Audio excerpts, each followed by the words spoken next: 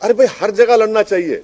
एक political party हम के एनजीओ है कि सेमिनार करा के पेपर प्रेजेंट कर दें? पॉलिटिकल पार्टी है, लड़ेंगे, क्यों नहीं लड़ेंगे? लड़ना चाहिए भाई। भारत की जमहूरियत को मजबूत करना है और भारत की जमहूरियत में जो सेक्शन की आवाज नहीं है उस आवाज को पहुंचाना जरूरी है, तो उसमें क्या बुरी बात है? लड़ना चाहिए। जीतेंगे हारेंगे वो तो जनता तय करे। कि भारत में सीमांचल का वोटर किसी का गुलाम है या नौकर है, तो हम उसके जहन के जालों को साफ कर दिया है। अभी वोटर सुप्रीम है, वोटर किसी का होस्टेज नहीं है। जो किसी को पसंद करेगा उसको वोट देगा।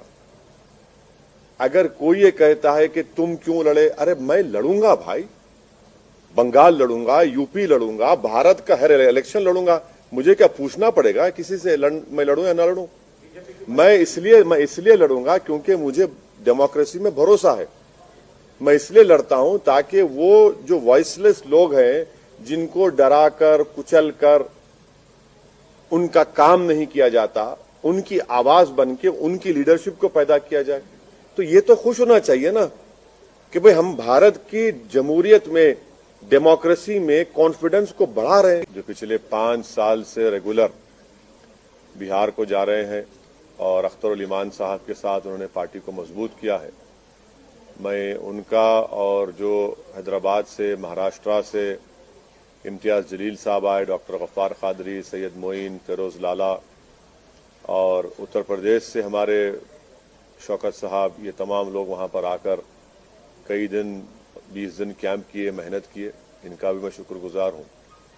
मैं इस मौके पर जनाब कुशवाहा साहब का, बहन मायावती का, देवेंद्र यादव साहब का, राजभर साहब का भी शुक्रिया अदा करता हूं कि हम लोग उनके साथ ग्रैंड डेमोक्रेटिक सेकुलर फ्रंट बनाए, हमने साथ इलेक्शन लड़ा। और मैं सीमांचल की जनता का दिल की गहराइयों से उनका शुक्रिया अदा करता हूं कि उन्होंने मजलिस के उम्मीदवारों को कामयाब किया। और मैं उनको तयक़ुन देना चाहता हूं कि हमने हमेशा इस बात को कहा है कि जब हमने बिहार में अपनी सियासी सफर का आगाज किया तो हम इस बात का वादा किए थे, और आज भी हम ये कह रहे हैं कि हम सीमांचल से इंसाफ कराएंगे। सीमांचल की सरजमीन पर बसने वालों से पिछले 60 साल से इंसाफ नहीं हुआ। वो न सिर्फ बिहार बल्कि पूरे भारत का सबसे पिछड़ा इलाका है। इसीलिए सीमांचल से इंसाफ की लड़ाई ये जारी रहेगी।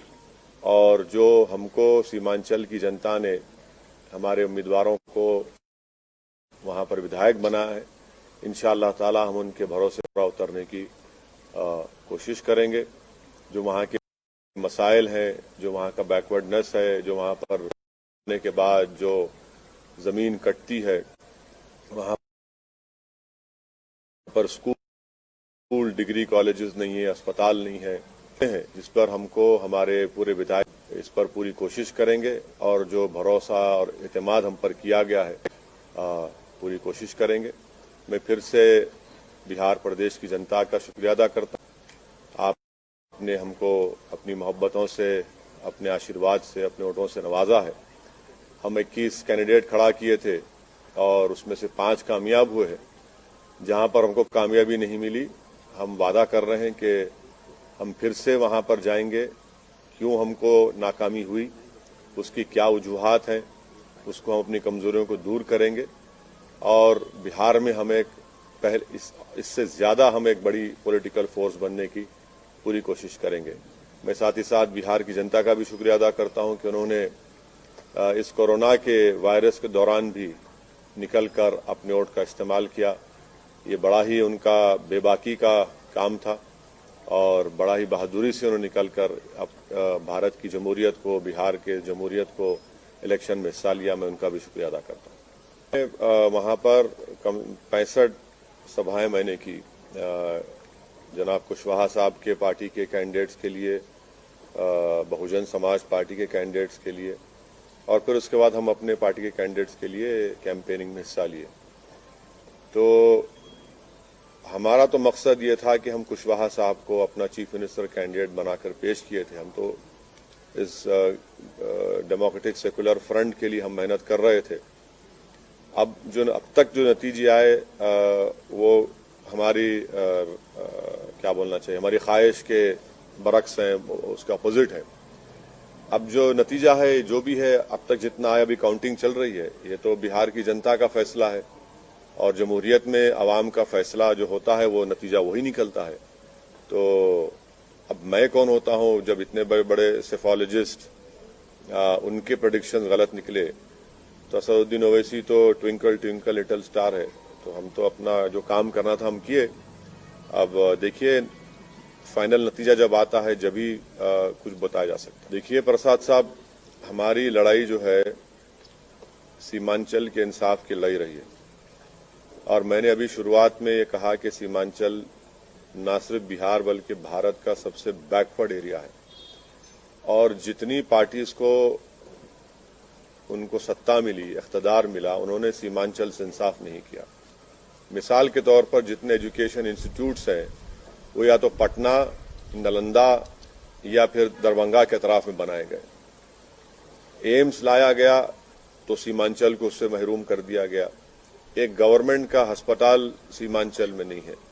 हर साल बाढ़ की वजह से हजारों एकड़ जमीन कट जाती है, फसल बर्बाद हो जाती है और फसल का उनको मुआवजा जो 3 डिसमिल जमीन मिलना या उसका मुआवजा मिलना वो नहीं मिलता।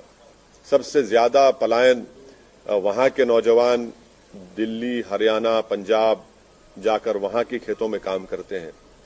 तो इसलिए हमारे लिए सीमांचल का डेवलपमेंट और मैंने आपको याद दिलाना चाहता हूं कि बहैसियते मेंबर ऑफ पार्लियामेंट मैंने एक प्राइवेट मेंबर्स बिल भी पार्लियामेंट में दिया था कि आर्टिकल 371 के तहत एक रीजनल डेवलपमेंट काउंसिल बनाया जाए, जिस तरह हैदराबाद कर्नाटक रीजन में बनाया गया था, क्योंकि जब तक वो बनता नहीं उस इलाके से इंसाफ नहीं होगा।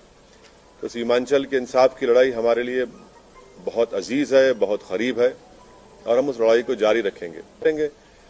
कितना हमको नहीं बोला गया, क्या क्या नहीं बोला गया। कि अगर पूरे 5 साल में अगर किसी पॉलिटिशियन को अगर गाली दी गई है तो अगर आप टॉप 3 निकालेंगे तो टॉप 3 में हमारा नंबर आएगा। क्या क्या आपने कुछ बाकी नहीं रहा ना बोलने के लिए। अब तो बी टीम, सी टीम, वोट कटवा, पैसे लेते हैं, फुला करते हैं। अब हम हेलीकॉप्टर में उड़ रहे तो कहा कि पेट्रोल फुला डाल रहा है। रिजल्ट आ रहे हैं तो कोई कहता है कि देखो इनका एक काम हो गया। तो ये सब बातें भी तो सामने है ना हमारे। तो ये तो देखना पड़ेगा। हम बैठ के मध्य प्रदेश में तो मैंने लड़ा, मैं क्या उड़ के गया था मध्य प्रदेश को। गुजरात में नहीं लड़ा। कैसे हार गए भाई? कर्नाटका हार गए। कितना बोले आप? बोलिए, मुझे फर्क नहीं पड़ता। क्यों लड़े, कैसे लड़ना, क्या भाई मैं किसी के मातहत काम नहीं करता। मेरी पार्टी है, मुझे इख्तियार है अपनी पार्टी को फैलाने का। 5 साल पहले हम 6 सीट पे लड़े थे, एक पे भी कामयाबी नहीं मिली। तब किसका नुकसान हुआ, किसका फायदा हुआ? झारखंड में लड़ा, 1 सीट नहीं जीत पाया, किसका नुकसान, किसका फायदा हुआ? महाराष्ट्र हम लड़े, आप ही जाकर बैठ गए शिवसेना के गोद में, हम तो नहीं बैठे ना। तो ये जो अपने आप को ये समझते हैं कि बस हम ही जिंदा रखें सेकुलरिज्म को, हम उनसे कहना चाह रहे हैं कि भाई साहब बस करिए। आप नहीं जिंदा रखें सेकुलरिज्म को। आप खाली टीवी स्टूडियो में बैठकर ज्ञान देते हैं, जमीन पर आप नहीं जाते। आप इनका सिर्फ एक आर्टिकल लिख दो अखबार में, टीवी पर जाकर ज्ञान दे दो और ओवैसी को गाली दे दो। 2 गाली आप, मुझे कोई फर्क नहीं पड़ता उससे। तो आप कांग्रेस के बारे में नहीं, मैं सबके बारे में कह रहा हूं।